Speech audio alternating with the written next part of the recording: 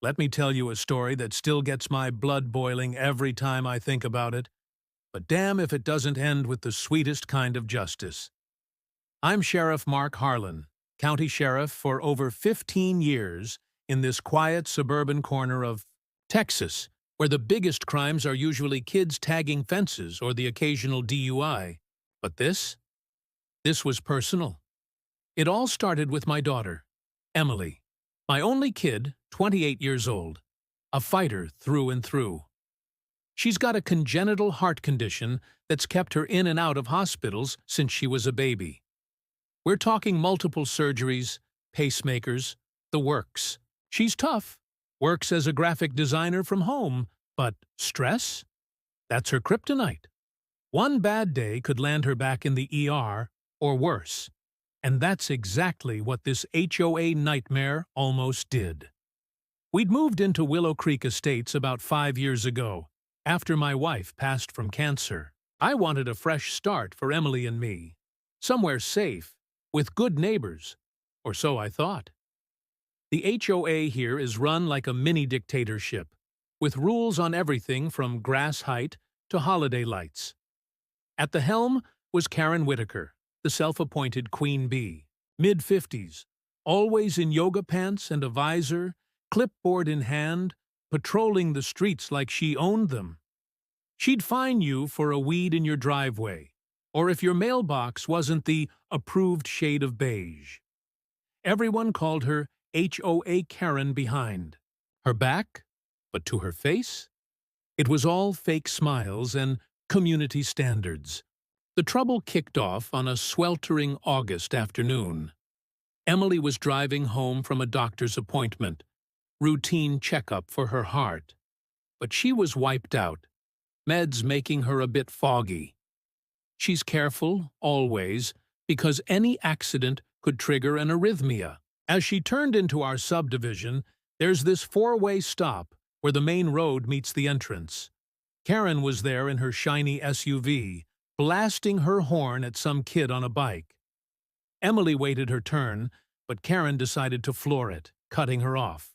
Emily had to slam on the brakes, her car screeching to a halt just inches from Karen's bumper. What happened next? I wasn't there, but Emily called me sobbing from the side of the road. Karen jumped out, red-faced, and screaming about reckless millennials ruining the neighborhood. Emily tried to explain she was feeling dizzy from the heat and her condition, but Karen wasn't having it. She started banging on Emily's window, yelling threats about calling the HOA board, towing her car for obstructing traffic.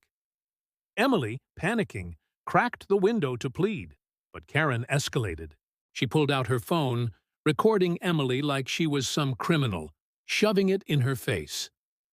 Then, in the heat of the moment, Karen did the unthinkable. She had a can of pepper spray on her keychain, said it was for self-defense against stray dogs. But she aimed it right at Emily's face and sprayed. Not a warning shot. A full blast through the cracked window. Emily gasped, her eyes burning, coughing violently as the spray hit her lungs. With her heart issues, that kind of shock was dangerous. She fumbled for her phone to call 911, but her vision was blurring, chest tightening. By the time paramedics arrived, called by a passerby who saw the whole thing, Emily was in full cardiac distress. Tachycardia, they said. Her heart rate spiked to 180, and she passed out in the ambulance. I got the call while I was in a meeting at the station. "Sheriff, it's your daughter. She's en route to St. Mary's ER. I raced over, badge or no badge, my mind a whirlwind of fear and fury. Doctors stabilized her, but it was touch and go for hours. The pepper spray had triggered an episode. Her weakened heart couldn't handle the adrenaline surge. She spent 3 days in the hospital, racking up bills we could ill afford on top of her ongoing treatments. And Karen? She slunk away before cops arrived, but the witness gave a description and traffic cams caught her plate. When I finally saw Emily in that hospital bed, pale and hooked up to monitors, Something in me snapped. This wasn't just an HOA busybody. This was assault, endangerment, maybe worse. And she had no idea who she was messing with. Back home, that night, after Emily was discharged with strict orders to rest, I sat in my study poring over the incident report. As sheriff, I had access to more than the average dad. Background checks, witness statements. Karen Whitaker wasn't new to this. Turns out she'd had run-ins before. Complaints from neighbors about harassment, even a dismissed case where she keyed a car over a parking dispute. But nothing stuck, because she was married to a local attorney, some slick guy who pulled strings. The HOA board? Stacked with her cronies. She ruled Willow Creek like her personal fiefdom, fining people into submission. I couldn't just arrest her outright. Conflict of interest, they said. I'd have to hand it off to state police or deputies not under me. But as I stared at Emily's medical chart, the words, acute cardiac event precipitated by chemical irritant, burning into my brain, I knew this wasn't ending with a slap on the wrist. This was war, the legal kind. I started digging deeper, using my resources discreetly. First, I pulled HOA records, public domain stuff. But with my connections, I got the unredacted versions. Violations galore, but not just against others. Karen's own property had exceptions noted. Her fence was an inch over code, her shed unpermitted. Hypocrite. Then, the traffic fight details emerged. The witness, an elderly guy named Mr. Patel from down the street, swore Karen initiated everything, ran the stop, then attacked. Emily's dashcam, thank God she had one, captured audio of Karen's tirade. "You think you can drive like that in my neighborhood? I'll make sure you're evicted." Evicted? From a house we owned? Delusional. But the spray? Clear as day on the footage, her arm thrusting forward. I met with the DA quietly, off the record. "Assault with a weapon," he said. "Pepper spray counts in Texas, especially against a vulnerable person. Aggravated if it causes bodily injury. Emily's heart condition made it a slam dunk for enhancement. But Karen's husband would fight it, drag it out. I needed more. Leverage to make her fold. That's when the revenge plan started forming. I couldn't go vigilante. I'm the law. But I could use the system against her, just like she'd abused the HOA against everyone else. First step, rally the neighbors. I hosted a community BBQ at my place. Nothing official, just burgers and beer. Word spread fast about what happened to Emily. People opened up. Stories of Karen's fines crippling retirees, her spying on backyards, even blackmailing a single mom over unapproved play equipment. One guy, Tom, showed me emails where Karen threatened liens on his house for a faded flag. We formed an informal alliance, petitions to oust her from the board. But I went further.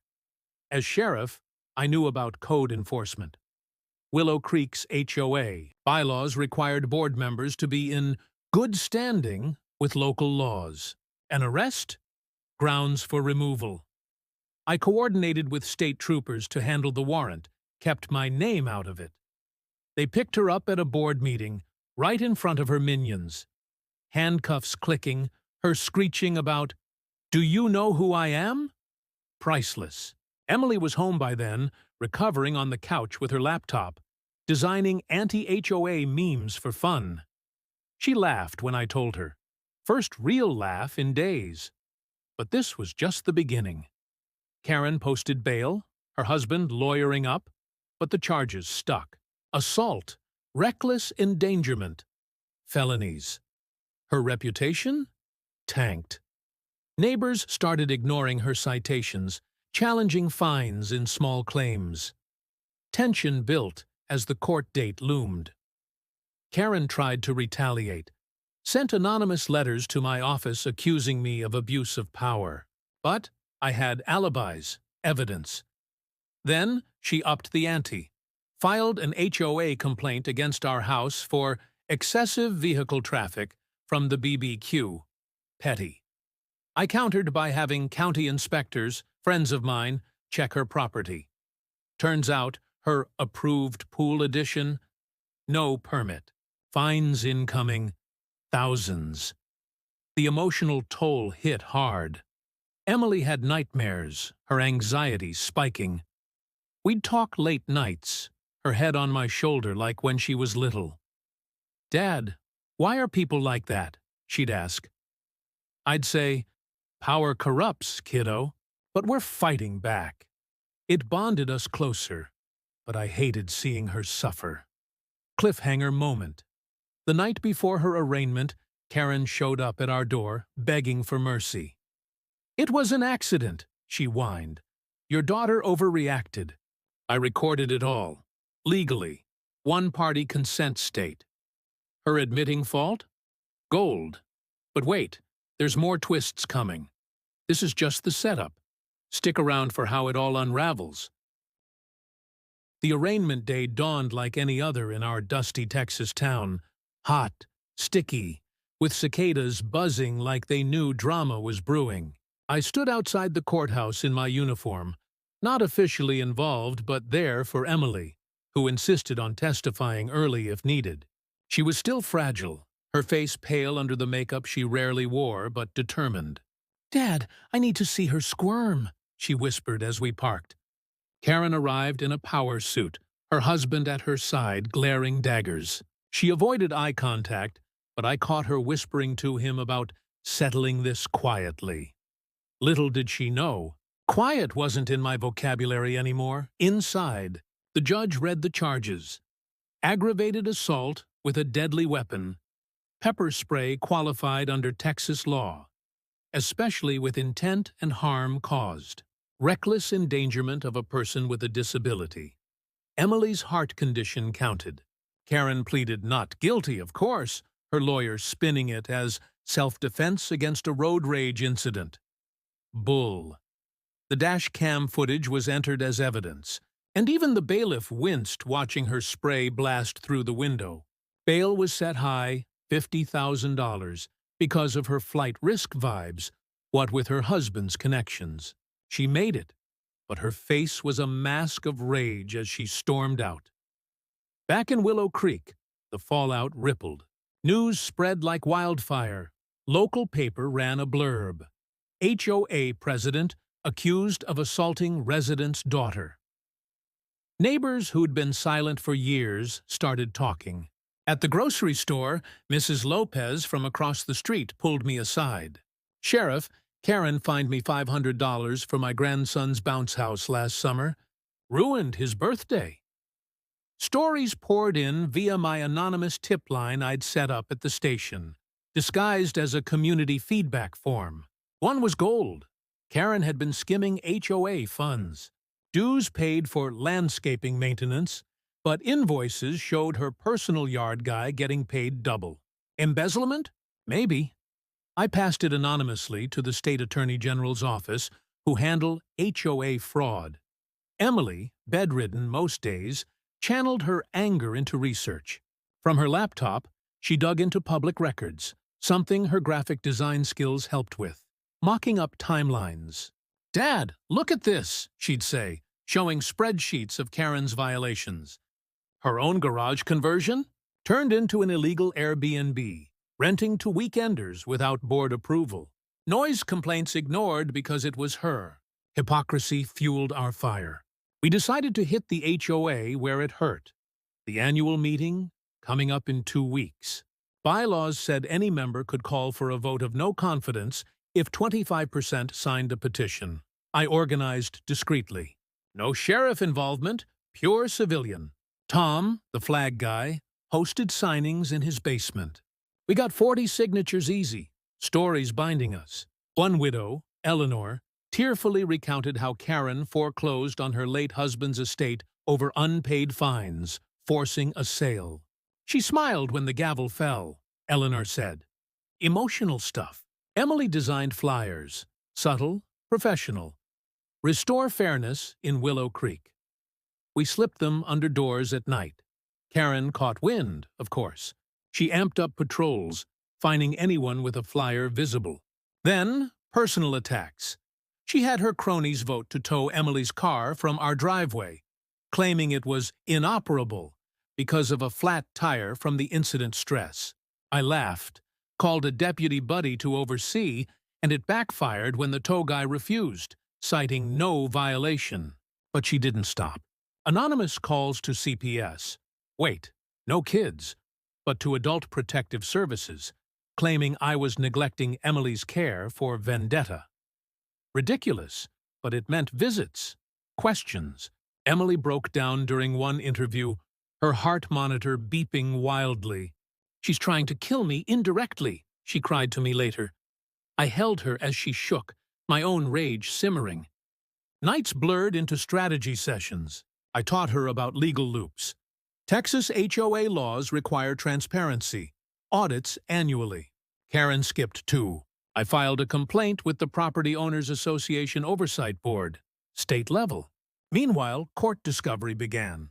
Her lawyer subpoenaed Emily's medical records, twisting it like her condition made her unreliable. Doctor's note countered, "Stress exacerbated." Directly from assault, twist came midweek. Mr. Patel, the witness, got a threatening letter. Withdraw statement or regret it. Unsigned, but postmarked from the HOA office. Intimidation! I looped in the DA. New charge. Witness tampering. State troopers raided her home office, seizing computers. Found emails coordinating with board members to handle the sheriff's brat. Emily's term, not mine, but apt.community backlash grew. A Facebook group, Willow Creek Reform, exploded to 200 members. Posts of Karen's past antics, photoshopped evidence of her dog's poop left on lawns, ignored. I stayed back, letting neighbors lead. But privately, I pulled strings. County tax assessor reappraised her property after tips of unpermitted additions. Valuation spiked, taxes due, $8,000 bill she couldn't dodge. Karen retaliated hard. At a pop-up HOA hearing, she accused me of harassment, demanding I recuse from any law enforcement in the hood. Board voted yes, her puppets. So, patrols stopped responding to calls near her house? No, but it isolated her. Then, she targeted Emily directly. Sprayed weed killer on our shared fence line, killing Emily's tomato plants. Her therapy garden. Toxic fumes wafted, triggering allergies. Emily ended up back at the dock, inhaler in hand. Enough. We accelerated. Petition hit 60%. Annual meeting loomed like a storm. I prepped Emily for her speech. Short, impactful, from the heart. She almost took my life over a traffic stop, she'd practice. Me? I gathered evidence bombs, audio from her doorstep begging, financial discrepancies. But a gut punch hit. Karen's husband filed a countersuit, defamation, claiming we ruined her reputation. Sought $100K damages. Financial stress piled on. Our savings drained from Emily's bills. I mortgaged a bit more on the house, quietly. We'll win it back, I told Emily over dinner, her favorite lasagna cooling untouched.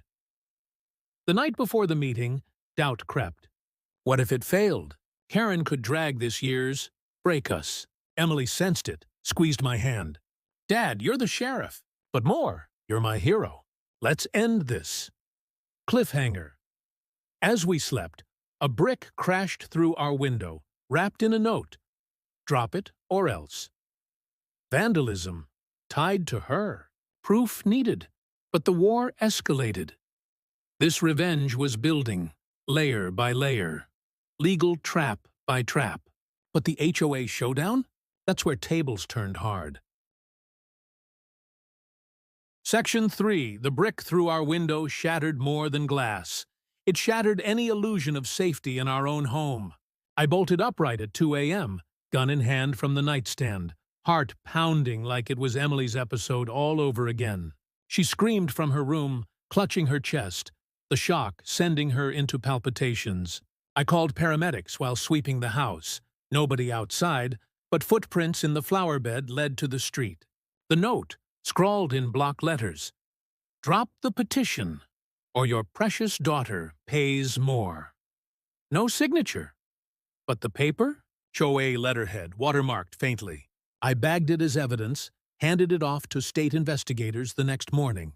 Another charge brewing: felony intimidation. Emily refused the ER this time. Stubborn like her mom. "I'm fine, Dad. Just adrenaline." But she wasn't. Dark circles under her eyes, hands trembling as she sipped chamomile. We installed cameras that day. My deputy discounts helped. Ring system covering every angle. Cost a pretty penny, but peace of mind? Priceless. Neighbors rallied. Tom brought over plywood to board the window. Eleanor baked casseroles. The vandalism backfired on Karen, uniting us more. Facebook group hit 300.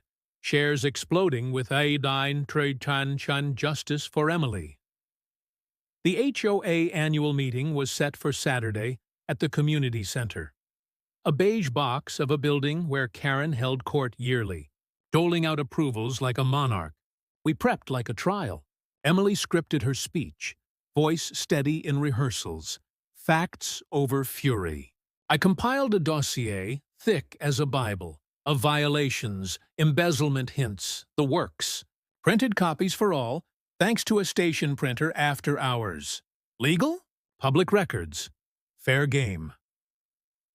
Friday night, Karen's desperation peaked. She called an emergency board session, trying to squash the petition. Bylaws required 48-hour notice. She gave 12. Invalid. We crashed it anyway. 20 neighbors strong, signs in hand. She barricaded the door with her cronies, but Mr. Patel had a key from his treasurer days. We filed in, phones recording. Karen's face purpled. "This is trespassing. I'll fine you all." Laughter erupted. I stayed back, observer mode, but whispered to a ally to livestream. Chaos ensued. She tried railroading votes, approve her emergency rules, banning petitions. But quorum rules needed 51% attendance. We had it. Vote called, no confidence in President Whitaker. Hands shot up, overwhelming. Her husband objected, citing procedure. But a quick bylaws read aloud shut him up. Karen stormed out mid-vote, slamming doors. Victory cheer echoed, but temporary. She wasn't ousted yet. Needed state mediation for official removal.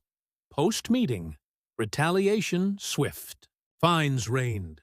My house for unauthorized gathering. Tom's for littering flyers. But we fought back en masse. Small claims court filings. I coached them. Texas Property Code Section 204, HOAs can't enforce arbitrarily. Judges hate petty stuff. Backlog meant quick hearings. Court, for the assault, loomed parallel. Pre-trial motions. Karen's team tried dismissing, claiming immunity as HOA enforcement. Laughable. Traffic stop wasn't official duty. Judge denied, set trial for next month. Discovery bombs dropped. Her emails surfaced from the raid, plotting to teach the sheriff a lesson. One to a board member. Spray first, ask later. He'll back off. Smoking gun. Emotional low hit Emily hard. Anniversary of her mom's death approached. Compounding stress. We visited the grave, her laying flowers, tears flowing. "Mom would hate this hate," she said. I nodded, throat tight. Revenge felt righteous, but draining. Therapy sessions started. County covered for us both. Doc said, "Channel anger productively." So we did. Big twist. Anonymous tip to me. Karen's Airbnb guests complained of mold, hidden cameras. Health code violation. I tipped inspectors anonymously. Raid found violations galore. Unsafe wiring, no smoke detectors. Shutdown order, fines 10K plus. Her husband flipped. Divorce rumors swirling. Money fights over legal bills. Neighbors escalated. Boycott HOA dues into escrow account. Legal per law. Funds dried. Karen's projects halted. She door-knocked. pleading payments, but doors slammed. One vid went viral locally, her yelling at a dad protecting his kid's bike rack. My sheriff's side activated subtly. Pulled her traffic records, speeding tickets galore. One DUI expunged via hubby. Shared with DA. Pattern of recklessness. Ups charges. Emily hacked together a website, willowcreektruth.com, anon-hosted, posting redacted docs. Traffic surged. Media picked up. Local news interview requests. But danger lurked. Tires slashed on my truck. Sheriff's vehicle. Station investigated. Prints matched a known HOA lackey's nephew. Arrested him? He sang, Karen paid $200. Conspiracy charge added. She denied, but texts proved meeting aftermath bonded us. Potlucks became war rooms. Eleanor revealed Karen's secret. Affair with a contractor. Funneling HOA cash for favors. Proof? Overheard calls. We subpoenaed phone records legally. Emily's health stabilized, but scars lingered. Dad, winning feels good, but exhausting. True. Sleepless nights planning, but end in sight. Cliffhanger. Trial eve. Karen offered plea deal, community service, restitution. But we wanted more. Public apology, resignation. She refused. Court tomorrow. Showdown time.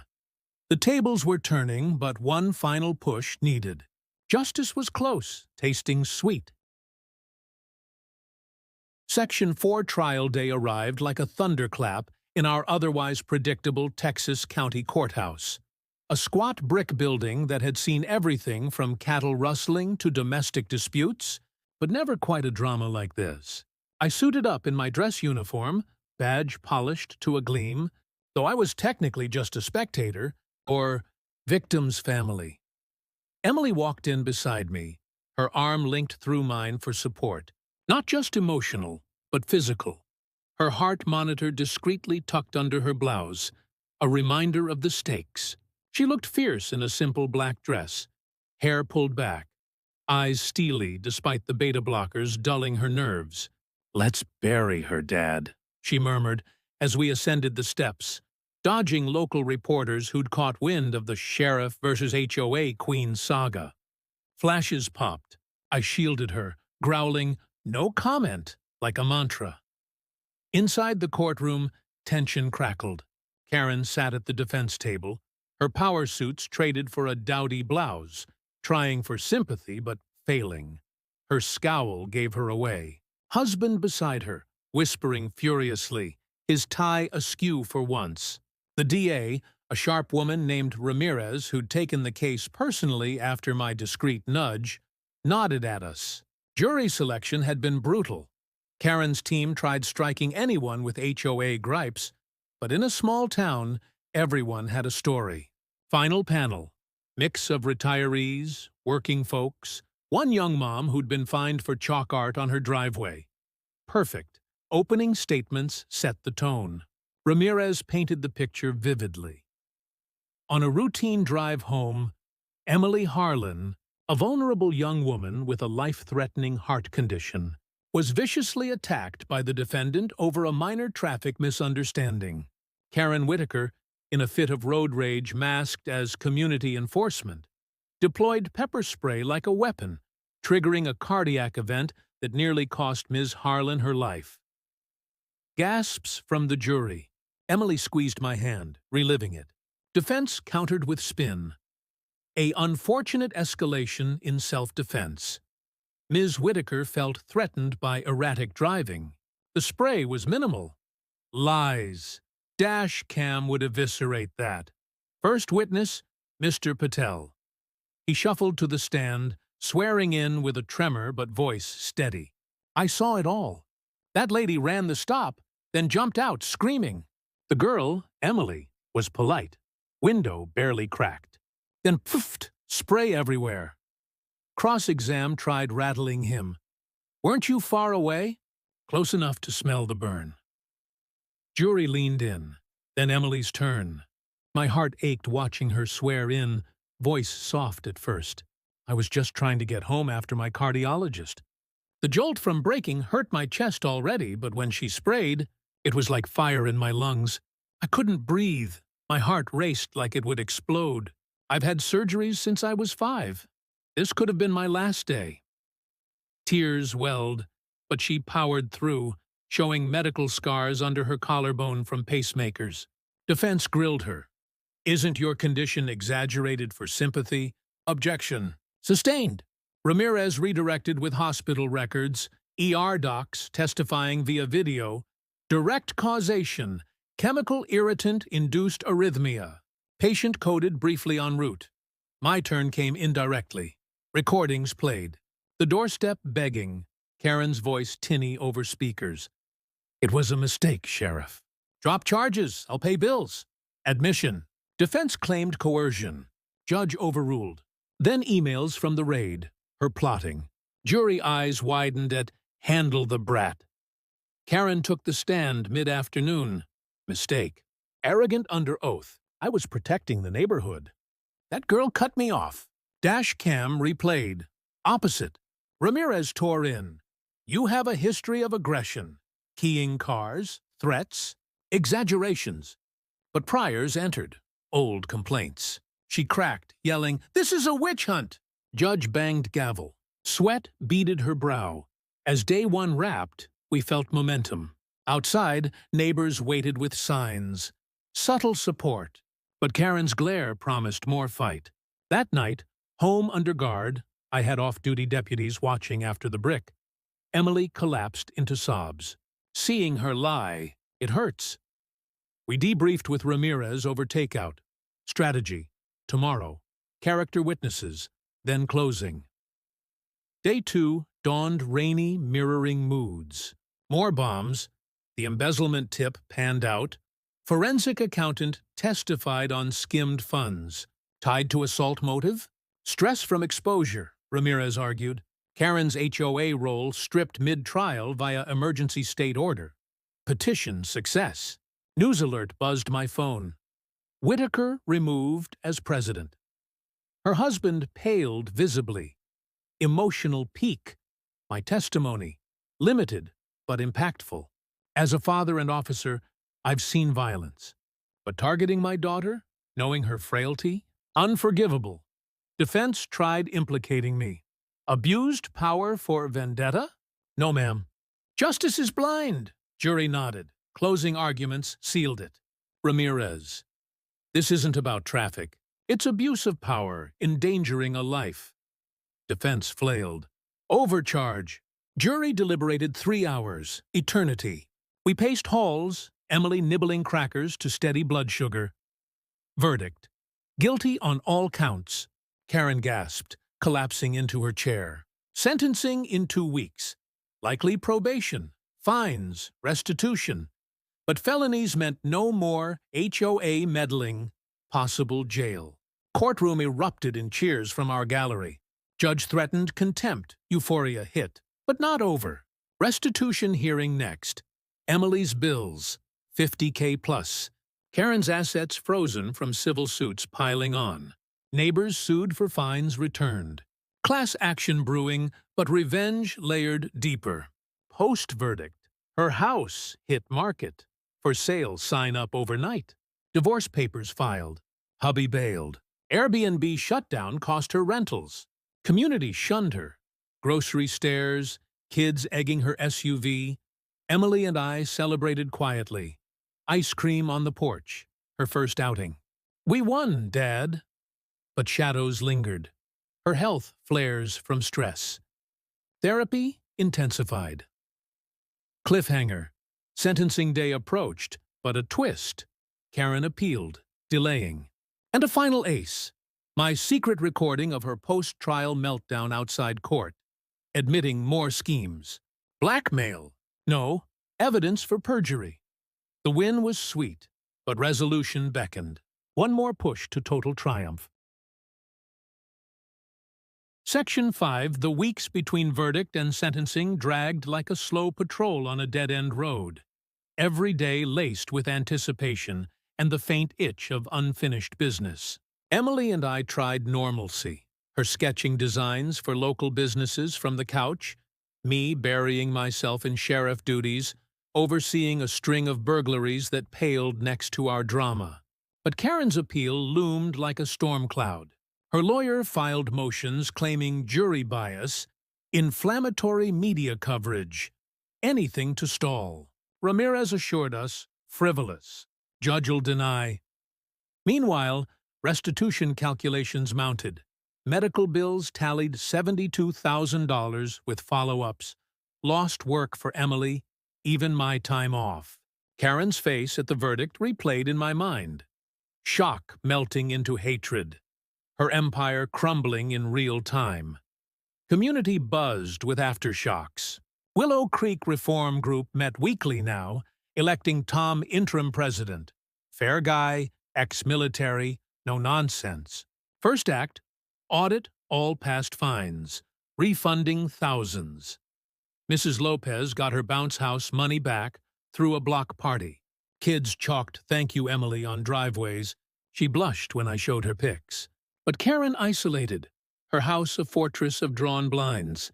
For sale sign gathered dust, market soft, scandals toxic, rumors, bank calling in loans on unpermitted mods. Emotional toll peaked for me one night. Alone in the garage, polishing my duty belt, tears hit unexpected. Emily's near miss, wife's absence, it all collided. She found me, hugged tight. "Dad, we're healing. Together." Her strength humbled me. We started a ritual.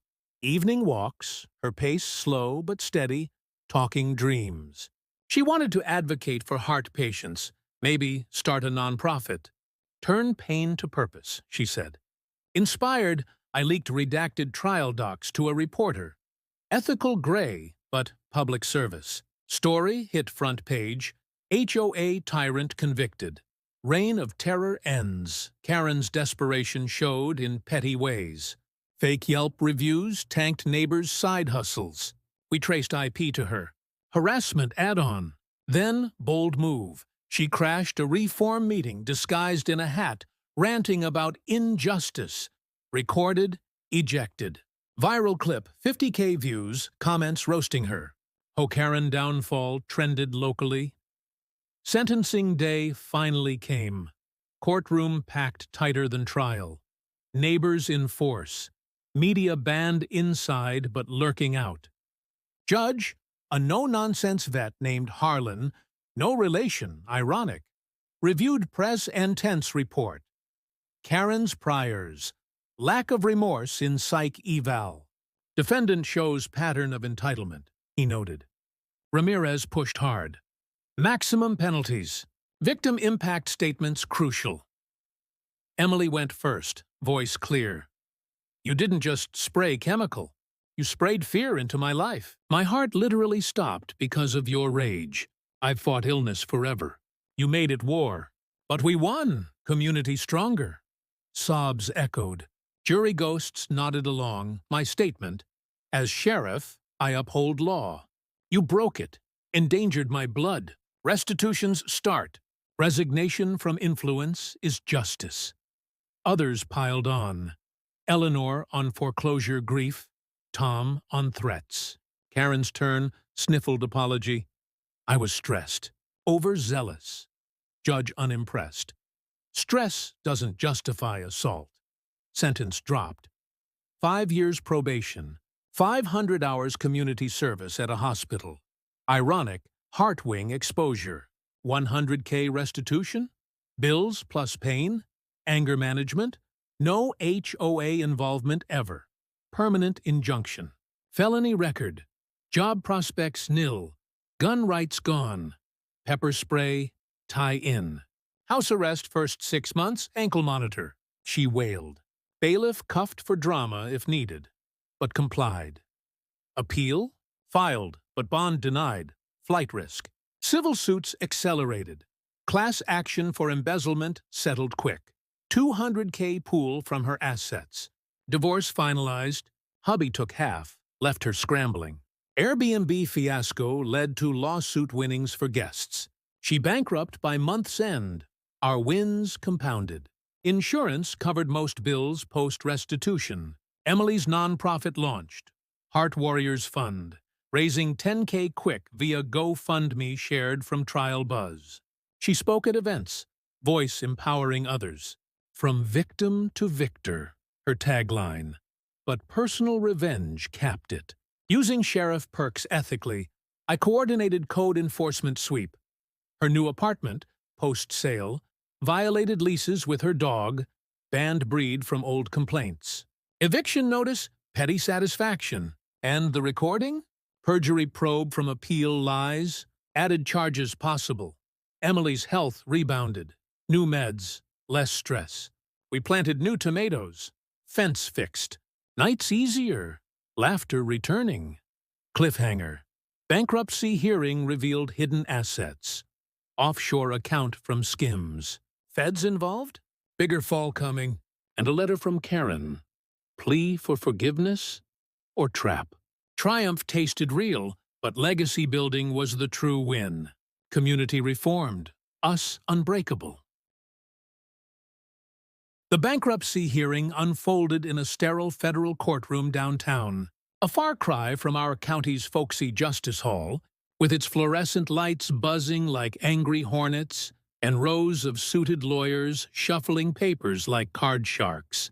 Emily and I attended not as spectators this time, but as creditors, our restitution claim front and center in the filing. Karen shuffled in, looking defeated, her once crisp yoga pants replaced by ill-fitting slacks, hair graying at the roots without her salon armor. No husband, no cronies, just a public defender who looked bored. The trustee, a sharp-eyed woman with a no-nonsense bun, laid out the assets. House sold at loss, SUV repossessed, jewelry pawned. But then the bomb, during asset discovery, forensic accountants, tipped by our reform group's audit, uncovered an offshore account in the Caymans, siphoning HOA dues for years. $150,000 hidden, funneled through her husband's old firm before the divorce axe fell. Tax evasion, wire fraud, federal charges slapped on faster than you can say, subpoena. Karen's eyes darted to us in panic as the U.S. attorney entered an appearance, freezing everything. This changes things, the judge intoned, adjourning for investigation. Outside, Ramirez, now looping in feds, pulled me aside. Sheriff, your tips cracked it wide. Embezzlement was small potatoes. This is RICO territory if board was involved. Racketeering? Karen's little kingdom toppled into a criminal enterprise probe. Her probation officer got wind, violation hearing set. Ankle monitor already screaming with missed check-ins. Emily squeezed my arm, a grin breaking through. Karma's got a badge now. We celebrated modestly. Coffee at a diner, her treating with non-profit donations trickling in. Heart Warriors Fund boomed post-trial publicity. Local news profiled her, from pepper spray victim to advocate. Donations hit 50K, funding pacemakers for low-income kids. She designed logos, spoke at schools, empowerment replacing fear. "Dad, this is bigger than revenge," she said over pie. True, but the sweet schadenfreude lingered. Back in Willow Creek, transformation bloomed like spring bluebonnets. Tom's interim presidency became permanent. Bylaws rewritten with my input. Term limits, transparent finances, no fines over $50 without vote. Dues dropped 20%, parks upgraded fairly. Neighbors who'd cowered now barbecued openly. Kids' playsets unmolested. Eleanor moved back into her old home, bought cheap at auction. Karen's foreclosure reversed in settlement. Community potlucks thrived. Stories swapped. Remember when she measured grass with a ruler? Laughter healed. But Karen's final twist came via mail. A handwritten letter forwarded from the station, postmarked jail. Probation revoked pending Fed case. Sheriff Harlan, Emily, I'm sorry, truly. Power blinded me. Losing everything. It's hell. Forgive? Emily read it aloud, scoffing. Trap or breakdown. We debated burning it, but handed to feds, potential admission. Her board cronies flipped. One testified for immunity, spilling on kickbacks. Karen took a plea. 3 years federal prison, full restitution, plus penalties. Assets liquidated fed our claims first. $120K wire to Emily's account. College fund if I had one, she joked, but invested in the fund instead. Emotional closure hit gradual. Therapy wrapped. Emily's checkups showed strongest heart yet. Stress gone. Meds optimized. We vacationed. First ever. Beach in Galveston. Toes in sand. Her laughing at waves. Me watching like a hawk eased. Mom would have loved this, she said. I nodded. Wife's photo in my wallet smiling back. My sheriff role evolved too. Implemented HOA liaison program county-wide. Education on rights. Mediation over fines. Calls flooded. Help! Our Karen's at it. Satisfied grins at resolutions. Re-elected unopposed. But the win was personal. Father-daughter bond ironclad. One last laugh. Karen's prison assignment. Teaching etiquette in a women's program. Irony? Delicious. Post-release, she moved away, name changed, but whispers followed. Years on, Willow Creek's a model suburb. Emily married a doc she met at a fundraiser, heart specialist. Fitting.